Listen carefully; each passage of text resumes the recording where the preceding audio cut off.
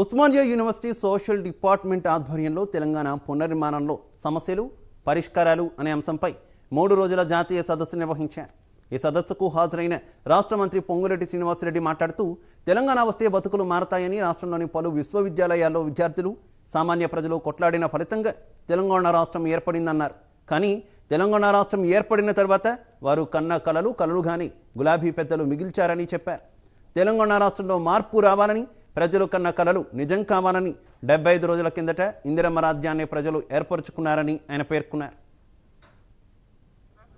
ఉన్న 11 మంది మంత్రులు, ఈనాడున్న 11 మంది మంత్రులు ప్రతి జిల్లాకి ఒక మంత్రిని ఇన్ఛార్జి మంత్రిగా పెడుతూ ప్రజల యొక్క అభిప్రాయాలను సేకరిస్తూ ప్రజా పాలన ద్వారా ఏదైతే అభయ హస్తం ద్వారా ఇచ్చిన వాగ్దానాలని ప్రజల దగ్గర ప్రభుత్వమే ప్రజల దగ్గరికి వెళ్లి అప్లికేషన్లు తీసుకున్న ప్రభుత్వం ఈ ప్రభుత్వం.